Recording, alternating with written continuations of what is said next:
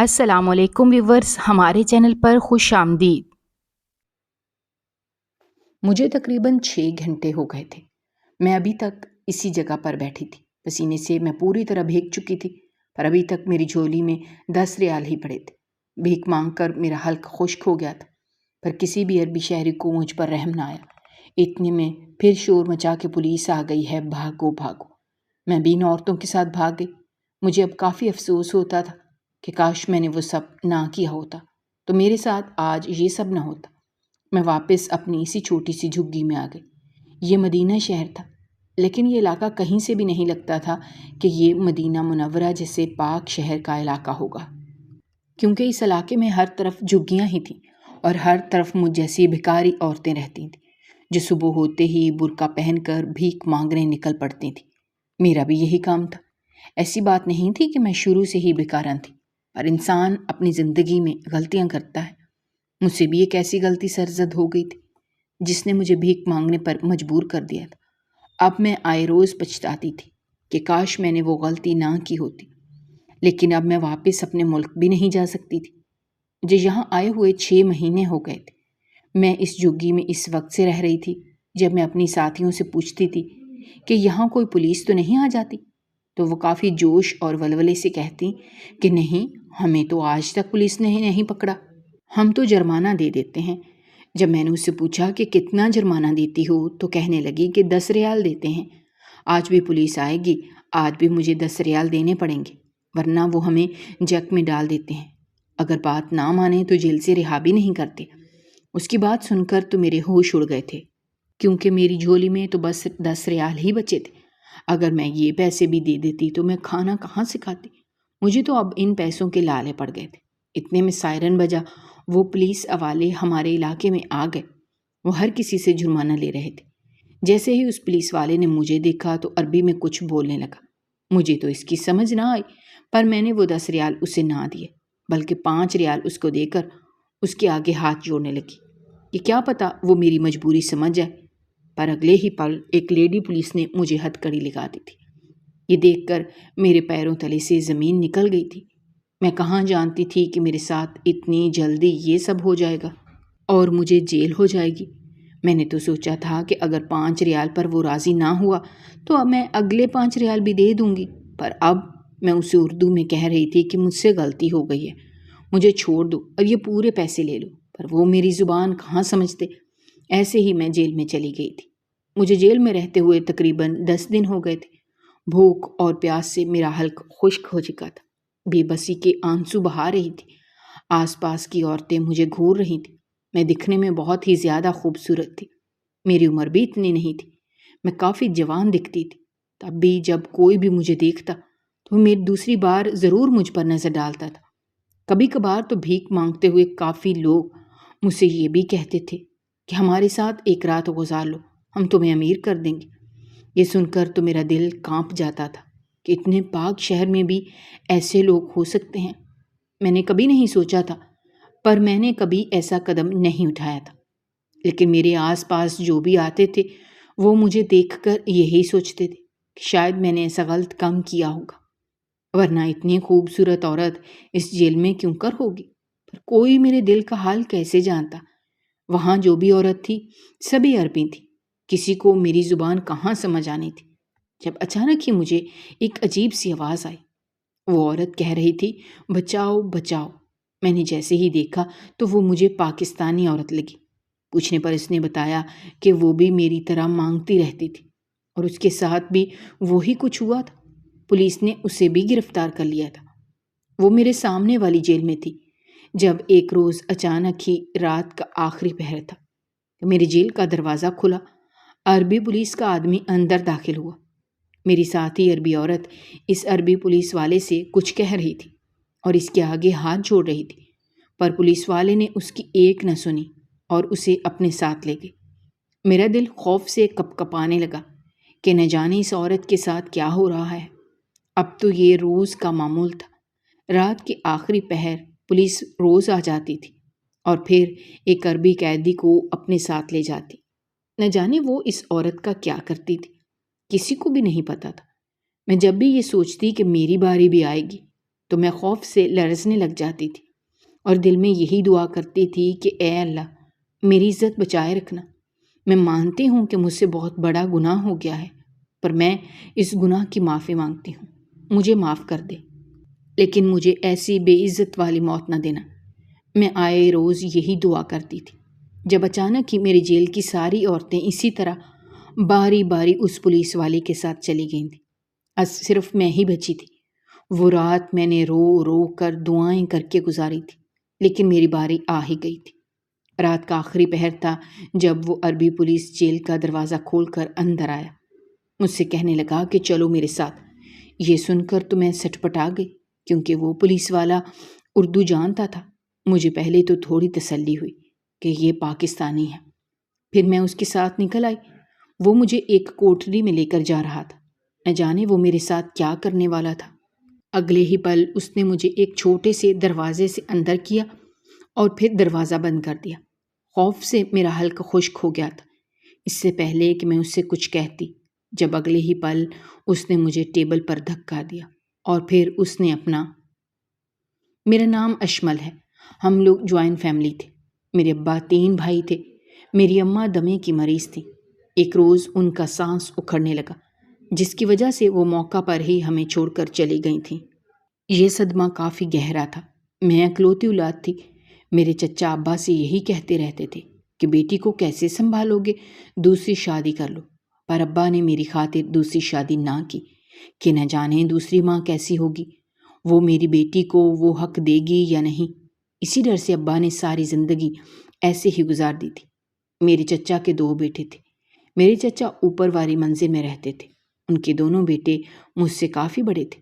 میں جیسے جیسے جوان ہوتی گئی تو مجھے ایسا محسوس ہونے لگا جیسے میرے چچا کا بڑا بیٹا مجھے عجیب نظروں سے گھورتا ہو۔ میں جب بھی اپنے چچا کے گھر جاتی اور ادھر جا کر کھیل کود کرتی اور چچی کے ساتھ مستیاں کرتی تو مجھے ایک عجیب سی تپش کا احساس ہوتا تھا۔ جیسے ہی میں سامنے دیکھتی تو میرا کزن مجھے دیکھ کر مسکرا رہا ہوتا تھا۔ اس کی آنکھوں کی عجیب سی چمک دیکھ کر میرا تن بدن سلگ اٹھتا تھا۔ مجھے اس کا ایسے دیکھنا بالکل بھی پسند نہیں تھا۔ آج تک کسی بھی لڑکے نے مجھے ایسے نہیں دیکھا تھا، پر وہ مجھے پورے حق سے دیکھتا تھا۔ کبھی کبھار تو میں اوپر جانے سے بھی کتراتی تھی اور چچی کو یہی کہتی تھی کہ میری طبیعت ٹھیک نہیں ہے یا میرے سر میں درد ہے، پر میں نیچے رہ کر اور کیا ہی کرتی۔ میں اکیلی ہوتی تھی، اسی وجہ سے مجھے ہول اٹھتا تھا کہ یہ نہ ہو کہ کہیں میں اکیلی اپنے پورشن میں رہوں اور اوپر سے وہ کزن آ جائے، پھر میرے ساتھ کچھ غلط کر دے۔ اسی ڈر سے میں یہی غنیمت جانتی تھی کہ میں اوپر ہی چلی جاتی ہوں اور چچی کے ساتھ تھوڑا سا وقت گزار لینا چاہیے۔ ابا جیسے ہی شام کو واپس آئیں گے تو میں واپس نیچے آ جاؤں گی۔ تبھی میں اوپر رہتی تھی، پر اوپر بھی میرا جینا ایسے ہی حرام ہوتا رہا۔ میں کافی تنگ آ گئی تھی، پر میں کس کو جا کر بتاتی؟ میری تو اماں بھی نہیں تھی۔ ابا بھی آئے روز میرے چچا لوگوں کی خاطر تواضع کرتے رہتے تھے۔ میرے ابا ہی کماتے تھے، لیکن وہ مجھے اتنا خرچہ نہیں دیتے تھے جتنا وہ اپنے بھتیجوں کو دیتے تھے اور ان سے پیار کرتے تھے۔ میں ان کے ارادے سمجھ نہ سکی، پر میرے ابا نے میری پوری پڑھائی پر توجہ دی تھی۔ میں جیسے ہی یونیورسٹی گئی تو وہاں میری دوستی شاہ نواز سے ہو گئی۔ وہ لڑکا کافی ذہین تھا، وہ لاکھوں لڑکوں میں ایک تھا، لیکن اس کے وسائل اتنے نہیں تھے۔ پہلے دن ہی میں یہ جان گئی تھی کہ وہ لڑکا ایک مڈل کلاس فیملی سے ہے۔ ہم لوگ بہت ہی زیادہ امیر تھے، لیکن وہ پڑھائی میں بہت اچھا تھا۔ تبھی ہم دونوں کی دوستی ہو گئی۔ میں نہیں جانتی تھی کہ یہ دوستی پیار میں بدل جائے گی، لیکن قسمت کو یہی منظور تھا۔ یوں شاہ نواز کو مجھ سے پیار ہو گیا تھا۔ میں نے جیسے ہی اس سے پوچھا کہ کیا تم مجھ سے شادی کرو گے اور مجھے اپنا نام دو گے، تو میری بات سن کر وہ خوش ہو گیا اور کہنے لگا، ہاں میرا ارادہ ہے کہ میں پڑھائی کے بعد اپنے ابا کے ساتھ سعودیہ چلا جاؤں گا، میں تمہیں بھی وہاں لے جاؤں گا۔ اس کی بات پر تو میں بہت ہی زیادہ خوش ہو گئی تھی، لیکن شاہ نواز کہنے لگا کہ ابھی 1 سال لگے گا، کیونکہ میں سعودیہ تو ویسے ہی چلا جاؤں گا اور تمہیں بھی لے جاؤں گا، لیکن وہاں جا کر نوکری ملنا بہت ہی مشکل ہے۔ پہلے میں نوکری تلاش کروں گا، تبھی تمہیں اپنے ساتھ رکھوں گا۔ میں نے اسے کہہ دیا کہ تم یہ سب جلدی کرو، یہ نہ ہو کہ میرے ابا کہیں اور ہی میرا رشتہ بھیج دیں، یوں جلدی سے ہی میرے گھر رشتہ لے آؤ، اور ابا تمہارا رشتہ قبول بھی کر لیں گے کیونکہ تم ابا کو ضرور پسند آؤ گے۔ شاہ نواز خوش ہو گیا تھا۔ ہم دونوں نے اپنے اس رشتے کو کافی پاکیزہ رکھا تھا۔ کبھی بھی جذبات میں آ کر ہم آگے نہیں نکلے تھے اور نہ ہی کوئی غلطی کی تھی۔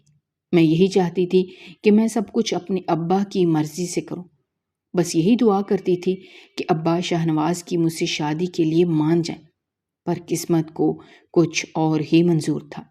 میں کہاں جانتی تھی کہ میرے اس راستے میں اتنے زیادہ کانٹے آ جائیں گے۔ اس روز میں جائے نماز پر بیٹھی تھی، اللہ سے یہی دعا کر رہی تھی کہ شاہ نواز کو میری زندگی میں لکھ دے، جب اچانک ہی میرے کمرے کا دروازہ کھلا۔ جیسے ہی میں نے دیکھا تو میرا وہی کزن جواد میرے سامنے کھڑا تھا۔ اسے دیکھ کر میرا دل تیزی سے دھڑکنے لگا۔ پہلے تو کبھی بھی ایسے وہ میرے کمرے میں نہیں آیا تھا، پر اس پر ابا 2 دنوں کے لیے شہر سے باہر گئے ہوئے تھے اور میری چچی بھی گھر پر نہیں تھی۔ گویا گھر پر صرف میں اور وہی تھی۔ میں بہت زیادہ گھبرا رہی تھی۔ جلدی سے جائے نماز لپیٹی اور اس سے پوچھنے لگی کہ کوئی کام ہے، پر وہ میری بات سن کر مسکرا دیا۔ وہ میرے قریب بڑھتا جا رہا تھا، جبکہ ڈر کی وجہ سے میں پیچھے کو کھسک رہی تھی۔ لیکن جیسے ہی میں نے دیکھا کہ پیچھے صرف دیوار بچی تھی، جبکہ وہ بھی میرے قریب آ رہا تھا، میں نے اپنی آنکھیں ضبط سے بھینچ لی تھی۔ مجھ سے یہ برداشت نہیں ہو رہا تھا کہ وہ میرے ساتھ یہ سب کر رہا ہے۔ جانے مجھ میں اتنی ہمت کہاں سے آ گئی۔ جب میں نے اگلے ہی پل اپنا ہاتھ اس پر اٹھا لیا اور یوں اس کے گال پر چھاپ چھوڑ دی۔ اسے جیسے ہی تھپڑ پڑا تھا تو اس کا چہرہ ایک جانب کو لڑک گیا تھا۔ وہ بھی پھٹی پھٹی آنکھوں سے مجھے دیکھ رہا تھا اور یہی سوچ رہا تھا کہ مجھ میں اتنی ہمت کہاں سے آ گئی۔ جب اگلے ہی پل جواد بولا کہ تم نے یہ کر کے بہت بڑی غلطی کی ہے، اب دیکھنا میں تمہارے ساتھ کیا کروں گا۔ تمہیں تو میں ایسا سبق سکھاؤں گا کہ تم ساری زندگی یاد رکھو گی۔ وہ یہ کہہ کر باہر نکل گیا۔ جب میں گہری سانس لینے لگی، میں نے فوراً دروازہ بند کیا اور فرش پر بیٹھ کر پھوٹ پھوٹ کر رونے لگی تھی۔ اللہ سے دعا کرنے لگی کہ اللہ، میں نے تو تجھ سے شاہ نواز مانگا تھا، تو نے تو میرے راستے میں کانٹے بچھا دی، اب تو ہی ان کانٹوں کو ہٹانے والا بھی ہے۔ لیکن 3 دن ایسے ہی گزرے، جب اچانک ہی ایک روز میرے چچا خوشی خوشی نیچے آئے۔ میرے ابا سے کہنے لگے، آج میں بہت بڑی خبر لایا ہوں۔ میرے ابا بھی جواباً مسکرا دی۔ مجھ سے کہنے لگے، اشمل بیٹا، جا کر چائے بنا لو۔ میں ابا کی نیت بھی جان گئی تھی، اور یہ تو میں پہلے سے ہی جانتی تھی کہ چچا کس نیت سے آئے تھے، اور وہی ہوا جس کا مجھے ڈر تھا۔ جیسے ہی چچا واپس چلے گئے تو ابا مجھے خوشی خوشی بتانے لگے کہ میں نے تمہارا رشتہ جواد سے پکا کر دیا ہے۔ یہ سن کر تو میرے رونگٹے کھڑے ہو گئے تھے۔ میں ابا سے کہنے لگی، نہیں ابا، میں ایسا نہیں کر سکتی۔ میری بات سن کر ابا کی آنکھیں غصے سے بھر گئی۔ ابا بولے، کیا ہو گیا ہے؟ خیر تو ہے؟ میں نے خود پر قابو پایا اور ابا سے بولا کہ ایسی بات نہیں ہے ابا، ابھی میری پڑھائی ہے، میں اتنی جلدی شادی کیسے کر سکتی ہوں۔ میری بات پر وہ مسکرا دیے اور کہنے لگے، تم نے تو مجھے ڈرا ہی دیا تھا، مجھے لگا تم میری خلاف ورزی کرو گی۔ فکر مت کرو، تم کون سا دور جا رہی ہو، اوپر ہی تو جانا ہے، پڑھائی شادی کے بعد کر لینا۔ یہ سن کر تو میری ہوائیاں اڑ گئی تھیں۔ سمجھ ہی نہیں آ رہا تھا کہ اب میں کیا کروں۔ ایک ہی راستہ بچا تھا۔ رات کو فوراً میں نے شاہ نواز کو فون کیا اور اسے بول دیا کہ میرا رشتہ پکا ہو گیا ہے، تم ابھی تک ہاتھ پر ہاتھ دھرے بیٹھے ہو۔ شاہ نواز نے جیسے ہی میری بات سنی تو وہ بھی بھڑک اٹھا، کہنے لگا، پاگل ہو گئی ہو کیا؟ تم نے یہ کیا کر دیا؟ کیا تم میں اتنی بھی ہمت نہیں کہ تم اپنے لیے سٹینڈ لو اور اپنے ابا سے بولو کہ تم ابھی شادی نہیں کر سکتی؟ میں نے اس سے کہا کہ میں نے سب کچھ آزما کر دیکھ لیا ہے، ابا پیچھے نہیں ہٹنے والے، اب تمہیں کچھ کرنا ہوگا، جلدی سے اپنا رشتہ لے کر آؤ، کیا پتہ ابا مان جائیں۔ شاہ نواز کہنے لگا، دیکھو میں ایسا نہیں کر سکتا، اگر تمہارے ابا نے انکار کر دیا تو میری بہت بے عزتی ہو جائے گی، اب تو تمہارا رشتہ بھی پکا ہو گیا ہے۔ میں نے اسے کہا کہ دیکھو میں تم سے محبت کرتی ہوں، تمہیں بھی مجھ سے محبت، تو کیا ہم ایسے ہی بے سکونی کی زندگی گزارتے رہیں گے؟ کیا تم مجھ سے شادی نہیں کرو گے؟ وہ کہنے لگا، میں تو ابھی بھی تمہارا ہاتھ تھام سکتا ہوں۔ اگر تم میرے پاس دوڑ کر آؤ گی تو میں تمہارا ہاتھ تھام لوں گا اور تم سے شادی بھی کر لوں گا۔ جس بات کی آڑ میں آ کر میں اسے کہہ بیٹھی کہ ٹھیک ہے، میں تمہیں آزمانا چاہتی ہوں، میں تمہارے پاس آ رہی ہوں، ہم ابھی شادی کریں گے۔ جب وہ کہنے لگا، کیسی باتیں کر رہی ہو؟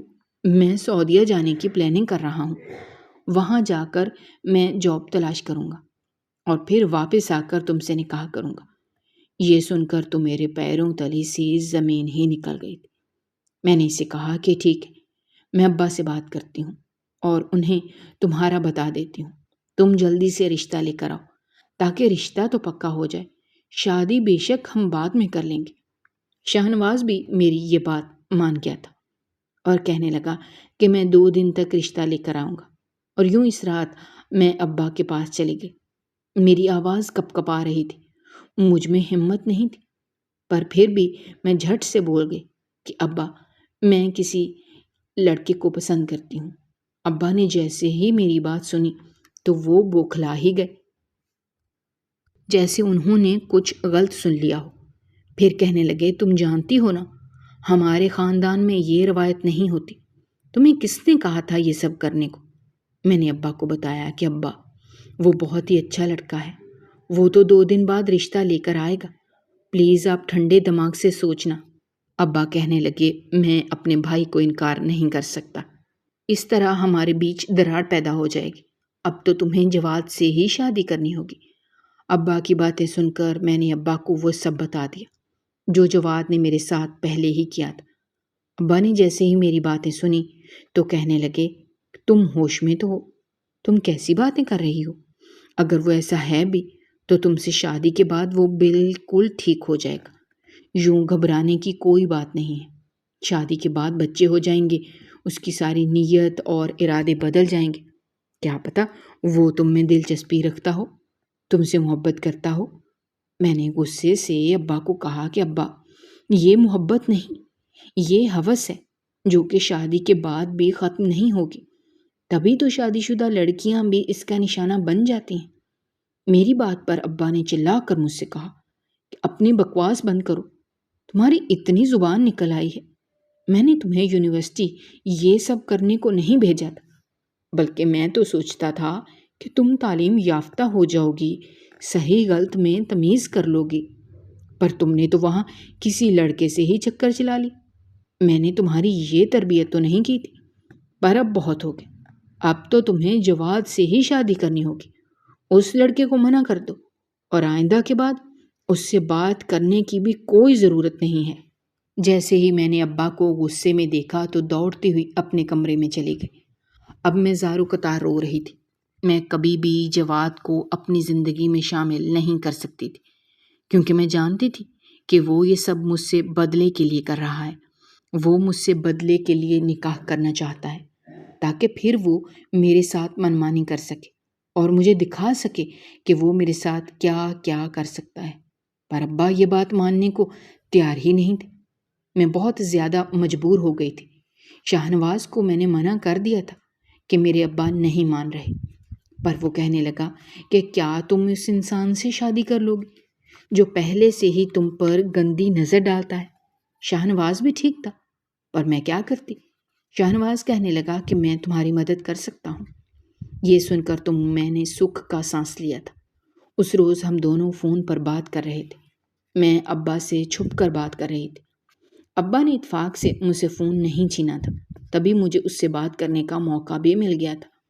یوں چند دن بعد ہی میں نے اس کی باتوں پر عمل کرنا شروع کر دیا۔ میں اس گھر سے نکلنے میں پورے طور پر کامیاب ہو گئی تھی۔ میرا دل تیزی سے دھڑک رہا تھا، میں نے بہت بڑا قدم اٹھایا تھا۔ میں اپنے ابا کو چھوڑ کر جا رہی تھی۔ شاہنواز مجھ سے کہنے لگا کہ میں تمہیں وہاں چھوڑ دوں گا، تم وہاں جا کر عمرہ کرنا، پر پہلے تم مدینہ جاؤ گے۔ اس کی باتیں سن کر میں نے سکھ کا سانس لیا۔ میرے دل کی یہ حسرت تھی کہ میں مکہ اور مدینہ دیکھوں اور عمرہ کروں، اللہ کے گھر جا کر حاضری لگاؤں، پر میں نے کبھی نہیں سوچا تھا کہ ایسے غلط طریقے سے میں اللہ تعالیٰ کے گھر حاضر ہوں گی؟ شاہ نواز نے مجھے بتایا تھا کہ میں پہلے مدینہ جاؤں گی۔ میں جیسے ہی مدینہ پہنچی تھی تو میرے دل کی کیفیت کچھ اور ہی ہو گئی تھی۔ میں سب کچھ بھلا بیٹھی تھی۔ میں ابھی ایئرپورٹ پر ہی تھی کہ شاہ نواز کہنے لگا کہ تم یہاں رکو، میں سامان لے کر آتا ہوں۔ وہ جیسے ہی گیا تو میں اس ایئرپورٹ کو دیکھنے لگی تھی۔ ہر کوئی ایک ہی طرف کو رواں تھا۔ میں شاہ نواز کا انتظار کر رہی تھی۔ 1 گھنٹہ گزرا اور 2 گھنٹے گزر گئے، پر وہ نہ آیا۔ مجھے تو اب گھبراہٹ ہو رہی تھی۔ ایسا لگ رہا تھا جیسا میرے ساتھ کچھ غلط ہوا ہو۔ جب ایک عورت میرے پاس آئی، عربی میں کچھ پوچھنے لگی، میں گھبرا کر اس سے بولی کہ میرا شوہر کسی کام سے گیا ہے۔ جیسے ہی اس نے مجھے چھوڑا تو میں نے سکھ کا سانس لیا۔ میرے پاس تو کچھ بھی نہیں تھا۔ سب کچھ تو شاہ نواز کے پاس تھا، پر اب میں کہاں جاتی؟ صبح سے شام ہو گئی لیکن شاہ نواز نہ آیا۔ میں خالی ہاتھ تھی، گھبرا رہی تھی۔ میرا تو موبائل بھی شاہ نواز کے بیگ میں تھا۔ مجھے ایسا لگ رہا تھا جیسے شاہ نواز نے مجھے دھوکہ دیا ہے۔ ایئرپورٹ کے 3-4 بندے میرے ارد گرد جمع ہو گئے تھے اور مجھ سے تفتیش کرنے لگے، پر میرے پاس تو کچھ بھی نہیں تھا۔ میں نے رک کر انہیں ساری صورتحال بتا دی۔ بس میں یہ کہہ رہی تھی کہ میرا شوہر مجھے چھوڑ کر گیا ہے، پر وہ واپس نہیں آ رہا۔ لگتا ہے وہ باہر چلا گیا ہے۔ تبھی ان سب میں سے کسی نے مجھ پر شک نہیں کیا۔ سب یہی سمجھ رہے تھے کہ شاید میں شادی شدہ ہوں۔ یوں میں ایئرپورٹ سے باہر نکلنے میں کامیاب ہو گئی تھی، پر میں باہر نکل بھی کہاں جاتی؟ شاہ نواز نے تو مجھ سے کہا تھا وہ مجھ سے شادی کرے گا، پر وہ تو مجھے مدینہ منورہ میں چھوڑ کر چلا گیا تھا۔ مجھے یہاں آئے ہوئے 6 ماہ ہو گئے تھے، اور یوں اس روز میں نے ایک عورت کو دیکھا جو کہ ایک پرانا میلا سا کپڑا ایک گلی میں بچھائے لوگوں سے بھیک مانگ رہی تھی۔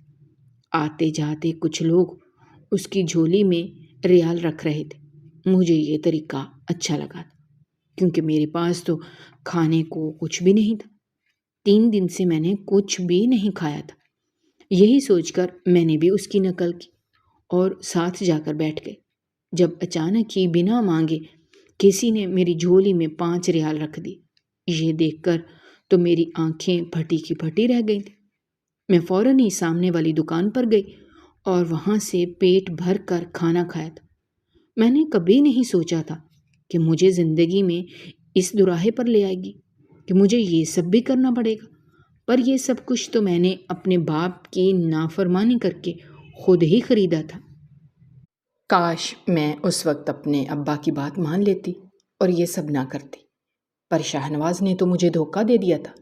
مجھے ابھی بھی یقین ہی نہیں آ رہا تھا کہ جو مجھے اتنا ٹوٹ کر چاہتا تھا وہ مجھے ایسے چھوڑ بھی سکتا تھا۔ میں اب جان گئی تھی کہ وہ مجھے غیر قانونی طریقے سے یہاں لے کر آیا تھا اور وہ خود غائب ہو گیا تھا، پر اس نے مجھے چھوڑ دیا تھا اور میری ذمہ داری وہ نہیں اٹھانا چاہتا تھا۔ اب میں مدینے کی گلیوں میں بھٹکتی رہتی تھی۔ یہ وہی تو گلیاں تھیں جو کہ اتنی پاک جانی جاتی تھی، ان کی اتنی فضیلت تھی، پر میں نے کبھی نہیں سوچا تھا کہ میں ان گلیوں میں ایسے لوگوں سے بھیک مانگنی پڑے گی۔ اس روز میں جیسے ہی بھیک مانگ رہی تھی، اچانک ہی عربی عورتوں کا شور مچا۔ سبھی یہی کہہ رہے تھے کہ پولیس آ گئی ہے، پولیس آ گئی ہے، بھاگو بھاگو۔ میں بھی ان کے ساتھ بھاگی۔ وہ جہاں گئی تھیں وہ ایک چھوٹی سی بستی تھی جہاں جھگیاں ہی جھگیاں تھیں۔ ایک پاکستانی عورت مجھے ملی۔ اس کی دیکھا دیکھی میں بھی اس کے پاس جا کر ایک جھگی سی بنا لی تھی۔ اب وہی میرا ٹھکانہ تھا۔ میں رات ہوتی ہی اس جھگی میں آ جاتی تھی اور صبح ہوتے ہی پھر سے اپنا جھولا لے کر مدینے کی گلیوں میں بھیک مانگنے لگ جاتی تھی۔ اب تو میرا یہی شیوا تھا۔ اتنی گرمی میں بھی جب بھیک مانگتی تھی تو پسینے سے میرا برا حال ہو جاتا تھا۔ اوپر سے مجھے بہت پیاس بھی تنگ کرتی تھی، پر میں کیا کرتی؟ میں بہت زیادہ مجبور تھی۔ یا کوئی بھلا انسان میری جھولی میں کچھ ریال رکھ دیتا تھا جس کی وجہ سے مجھے ایک دن کا کھانا مل جاتا تھا اور یوں گزارا چلتا رہتا تھا۔ مجھے آئے روز اپنے ابا یاد آتے تھے کہ نہ جانے میرے ابا کہاں ہوں گے اور وہ کس حال میں ہوں گے۔ میرے چچا لوگوں نے تو ان کے ساتھ بہت برا حال کیا ہوگا۔ انہوں نے میری خاطر دوسری شادی تک نہیں کی تھی اور میں نے ان کو دھوکہ دے دیا۔ میں نے ان کے ساتھ اتنی بڑی ناانصافی کر دی۔ میں ان کی نافرمان بیٹی تھی۔ یہ سوچ سوچ کر میں پھوٹ پھوٹ کر رونے لگتی تھی۔ جو بھی بھیک مانگتے ہوئے مجھے روتے ہوئے دیکھتا تھا تو یہی لگتا تھا کہ شاید میں بہت زیادہ مجبور ہوں اور مجھے پیسوں کی بہت ضرورت ہے، تبھی میں اتنا رو رہی ہوں۔ مجھ پر ترس کھا کر لوگ مجھے زیادہ پیسے بھی دے دیتے تھے۔ اسی طرح میرا گزارا چل رہا تھا جب اچانک ہی پولیس نے چھاپا مار لیا تھا اور یوں چند عورتوں کے ساتھ میں بھی گرفتار ہو گئی تھی۔ مجھے یقین ہی نہیں آ رہا تھا کہ میں جیل میں ہوں۔ جیل کی سلاخوں کو دیکھ کر مجھے عجیب سی وحشت ہو رہی تھی۔ میں نے کبھی نہیں سوچا تھا کہ میں کبھی جیل بھی جاؤں گی، پر ایسے لگ رہا تھا کہ میں نے جو گناہ کیا تھا اور اپنے ابا کی جو نافرمانی کی تھی، اس جیل کی صورت میں مجھے اس کی سزا مل رہی ہے۔ یہ بات سچ تھی۔ میں اب اللہ سے آئے روز معافی مانگتی رہتی تھی کہ اللہ مجھے معاف کر دو۔ اگر میرے ابا کے دل میں میرے لیے ذرا سی بھی نفرت ہے تو اسے نکال دو۔ میں نے بہت بڑا گناہ کر دیا ہے، مجھے ایسا نہیں کرنا چاہیے تھا۔ مجھے اپنے ابا کی بات مان لینی چاہیے تھی، پر اب شاید مجھے اس کی سزا مل گئی ہے جو میں ہر روز اتنی گرمی میں بھیک مانگتی رہتی ہوں۔ اب مجھے اور سزا مت دو۔ میں یہی دعا کر رہی تھی جب اچانک ہی اس روز میری باری آ گئی۔ اس پولیس والے نے مجھے گھسیٹ کر جیل سے باہر نکالا اور اس کمرے میں لے گیا۔ وہ کمرہ کم اور کوٹھڑی زیادہ لگ رہی تھی۔ اس نے جیسے ہی مجھے اس ٹیبل پر لٹایا تو پل میں اس سے جان چھڑوا کر میں وہاں سے بھاگنا چاہتی تھی، پر اس پولیس والے نے مجھے پھر سے تھام لیا۔ جب اگلے ہی پل اس نے اردو زبان میں مجھ سے کہا کہ تم کون ہو اور تم کیسی آئی ہو؟ اس کی آواز سن کر میری سانس بحال ہوئی تھی۔ میرے دل کو سکون پہنچا تھا کہ یہ پاکستانی ہے۔ جذبات کی آڑ میں آ کر میں نے اسے ساری بات بتا دی تھی کہ کیسے میں نے اپنے ابا کی نافرمانی کی۔ میرے ابا میری شادی میری کزن سے کروانا چاہتے تھے، پھر میرے کزن مجھ پر بری نظر رکھتا تھا۔ میں نے تمہارے چچا کو زبان دے دی ہے، اب میں پیچھے نہیں ہٹ سکتا، کیونکہ وہ میری زبردستی شادی کروانا چاہتے تھے، پر میں شاہنواز کے بہکاوے میں آ گئی تھی۔ وہ مجھے یہی کہتا تھا کہ میں تمہیں اپنے ساتھ سعودیہ لے جاؤں گا۔ میں نے اس سے کہا کہ تم مجھے ابھی ہی سعودیہ لے جاؤ۔ اس نے میری بات تو مان لی تھی، پر یہاں مدینہ منورہ میں مجھے لا کر وہ خود غائب ہو گیا تھا۔ نہ جانے وہ کہاں ہے، میں نہیں جانتی، پر بس میرے دل سے اس کے لیے بد دعا ہی بد دعا ہے کہ وہ جہاں بھی ہے اللہ اسے دکھا دے کہ اس نے مجھے دھوکہ دے کر بہت برا کیا ہے۔ اس پولیس والے نے جیسے ہی میری بات سنی تو اسے بھی مجھ پر رحم آ گیا تھا۔ وہ مجھ سے کہنے لگا کہ میں پاکستان سے آیا ہوں، جتنی بھی پاکستانی لڑکیاں ہوں میں ان کو شناخت کر کے انہیں یہاں سے رہا کرتا ہوں، لیکن یاد رہے تمہیں یہ بات کسی کو بھی نہیں بتانی، کیونکہ یہ عربی پولیس عورتوں کے ساتھ بہت برا سلوک کرتی ہے۔ عربی پولیس ان عورتوں کا فائدہ اٹھاتی ہے، پر میں یہ نہیں چاہتا، تبھی میں عورتوں کو اپنے ساتھ لے جا کر انہیں رہا کر دیتا ہوں تاکہ وہ آزادی کی زندگی گزار سکے، کیونکہ ایسی عورتیں بے گناہ بھی ہوتی ہیں اور عربی بھی پولیس کو کچھ بھی نہیں پتہ ہوتا، اور یوں تم بھی مجھے بے گناہ ہی لگی تھی، تبھی میں نے تمہیں آزاد کیا ہے۔ میں نے جیسے ہی اس پولیس والے کی باتیں سنی تو جذبات میں آ کر میں تو اس کے پاؤں پکڑنے لگی اور اس سے کہنے لگی کہ مجھے رہا کر دو۔ جب پولیس والا پوچھنے لگا کہ اگر میں تمہیں رہا کر دوں گا تو تم کہاں جاؤ گے، اس کی بات سن کر میرے پاس کوئی جواب ہی نہیں بچا تھا۔ میں خالی آنکھوں سے اسے گھور رہی تھی۔ پھر کہنے لگی کہ میں کہیں نہیں جاؤں گی، میں وہی پیشہ اختیار کروں گی، میں ایسے ہی سڑکوں پر بھیک مانگتی رہوں گی اور پھر اس بہانے جو بھی پیسے ملیں گے اس سے اپنی روزی روٹی چلاؤں گی۔ پولیس والا کہنے لگا تم یہ سب کب تک کرو گی، کب تک ایسے ہی بھٹکتی پھرو گی؟ میں کہنے لگی یہی تو میرے برے کام کی سزا ہے، میں سزا سمجھ کر ہی یہ سب کاٹ رہی ہوں۔ جب میری سزا ختم ہوگی، اللہ مجھ سے راضی ہو جائے گا، تب کوئی نہ کوئی راستہ بھی نکل ہی آئے گا۔ تب وہ پولیس والا کہنے لگا، اگر میں تم سے نکاح کروں تو کیا تم مجھ سے نکاح کرو گی؟ یہ سن کر تو میرے چہرے کا رنگ ہی اڑ گیا۔ میں اسے ناسمجھی کے عالم میں دیکھ رہی تھی۔ میں نے شرم کے مارے اپنی نظریں جھکا دی تھی۔ پر وہ پولیس والا کہنے لگا، میں کوئی جھوٹ نہیں بول رہا، اور نہ ہی میں شاہ نواز کی طرح تمہیں دھوکہ دوں گا۔ میں تم سے جو پوچھ رہا ہوں مجھے اس کا جواب دے دو۔ میں جان چکا ہوں کہ تم بہت ہی زیادہ مجبور ہو، اور تم یہاں کسی کو بھی نہیں جانتی۔ تمہیں تو عربی بھی نہیں آتی۔ تم نہیں جانتی کہ یہاں گزارا کرنا بہت زیادہ مشکل ہے۔ یہ شہر ویسے تو بہت ہی پاک اور امن والا شہر ہے، پر لوگوں نے تو اس شہر کو بھی بدنام کر دیا ہے۔ اس شہر میں بھی آئے روز وارداتیں ہوتی رہتی ہیں۔ چوری وغیرہ بھی اب اس شہر میں ہوتی رہتی ہے۔ لوگ اپنے کاموں سے باز نہیں آتے۔ یوں ایسے میں تم کہاں جاؤ گے؟ میں چاہتا ہوں کہ میں تمہارا سہارا بن جاؤں۔ میرے پاس اچھی کمائی ہے۔ میں نے اس پولیس والے کی بات سنی تو ایک نظر اسے دیکھا تھا۔ وہ دکھنے میں مجھ سے 10 سال بڑا لگ رہا تھا، پر میں اب یہ سوچ رہی تھی کہ اس نے کیوں نہیں شادی کی ہوئی۔ میری تو مجبوری تھی، اور نہ ہی میری عمر اتنی زیادہ تھی، پر وہ تو مجھے کافی بڑی عمر کا لگ رہا تھا۔ تبھی میں اس سے پوچھ بیٹھی کہ کیا یہ تمہاری پہلی شادی ہوگی؟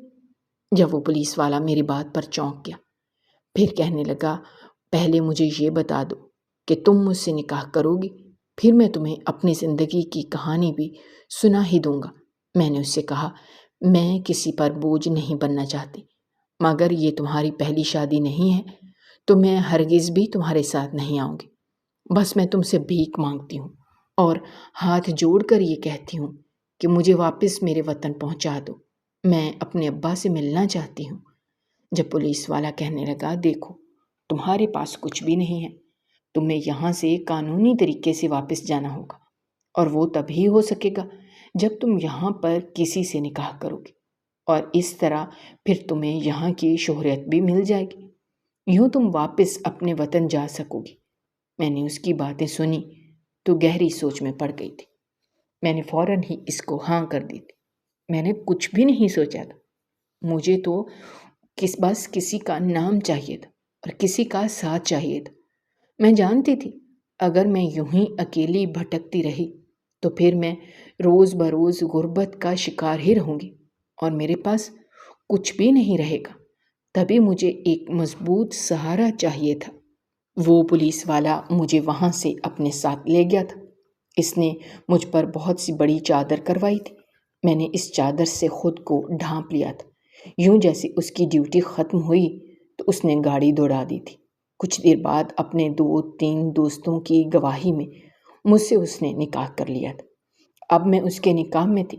وہ مجھے ایک چھوٹے سے فلیٹ میں لے آیا تھا۔ وہ فلیٹ بھی کافی سلیقے سے سیٹ کیا ہوا تھا۔ لگ ہی نہیں رہا تھا کہ وہاں اس کی فیملی ہوتی ہوگی۔ میں پریشان ہو گئی کہ نہ جانے اس کی فیملی کہاں ہے۔ میں اس سے پوچھنا چاہتی تھی، جب اچانک ہی تنگ آ کر میں اس سے پوچھ بیٹھی کہ تم کون ہو؟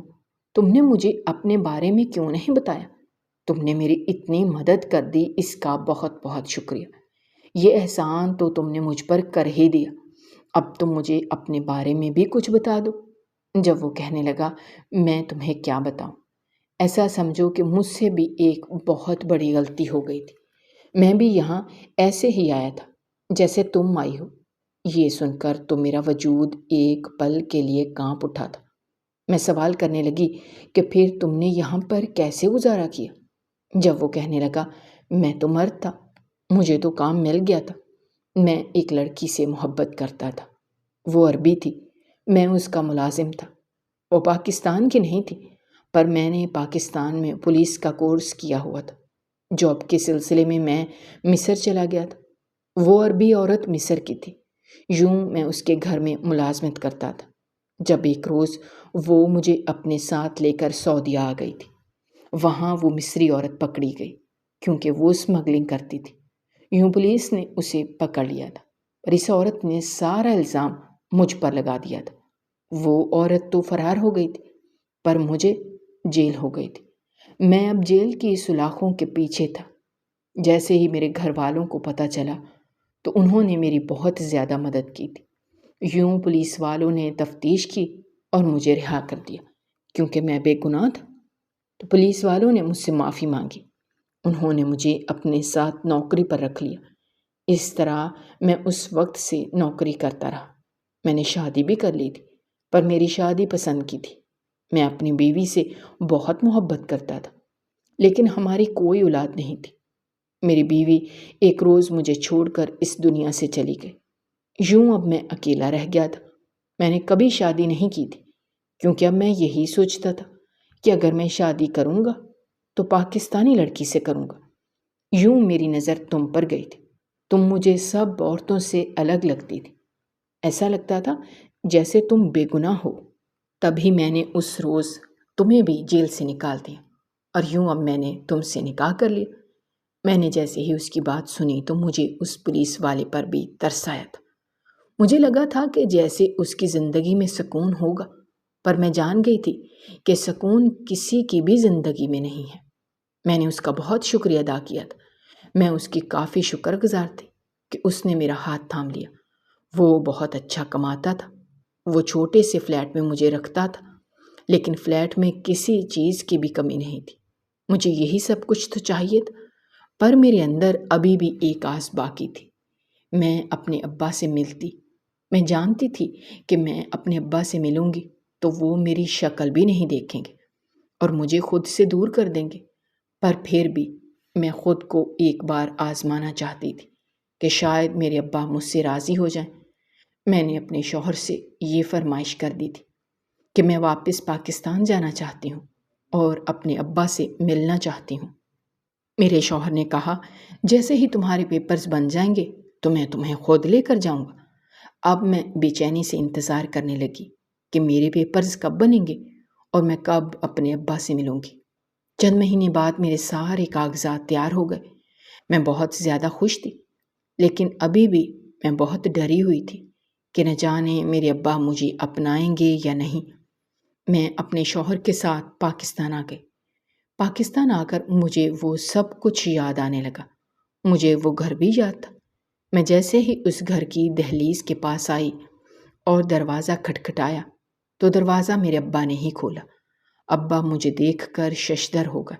میرے ساتھ میرے شوہر کو دیکھ کر تو ابا کے چہرے کے تاثرات ہی بدل گئے تھے، پر میں ان کے گلے لگ گئی تھی۔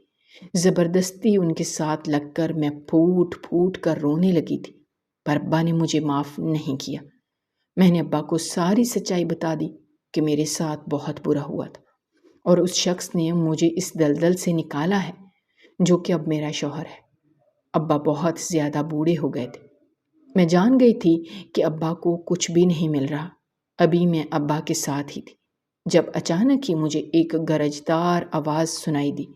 وہ میرے چچا تھے جو مجھ سے کہنے لگے کہ خبردار، جو تم نے اس گھر کی دہلیز کو پار بھی کیا، آگے قدم بڑھانے کی جرت بھی نہ کرنا، وہیں سے واپس چلی جاؤ۔ مجھے بھی کوئی شوق نہیں تھا کہ میں ان کے ساتھ رہتی۔ تبھی میں نے اپنے ابا سے فریاد کی کہ وہ میرے ساتھ آ جائیں۔ ابا آخر کار مان گئے کیونکہ میرے پیچھے سے میرے چچا نے میرے ابا پر کافی ستم ڈھائے تھے۔ ابا میرے ساتھ آ گئے تھے۔ میں اب اپنے شوہر کے ساتھ پاکستان رہنے لگی تھی۔ اپنے ابا کا میں کافی خیال رکھتی تھی۔ میرے شوہر واپس سعودیہ چلے گئے تھے، پر یہاں میں اپنے ابا کا ہر طریقے سے خیال رکھتی تھی۔ انہوں نے بھی مجھے معاف کر دیا تھا۔ مجھے بھی اپنی زندگی کا بہت بڑا سبق مل گیا تھا۔ میں نے شاہ نواز کو پھر کبھی بد دعا بھی نہیں دی تھی، کیونکہ میں جانتی ہوں کہ اللہ بہتر انصاف کرنے والا ہے۔ اگر آپ کو ہماری کہانیاں پسند آ رہی ہیں تو ہمارے چینل کو سبسکرائب کیجیے، ویڈیوز پر کمنٹ کیجیے اور شیئر کیجیے۔ شکریہ۔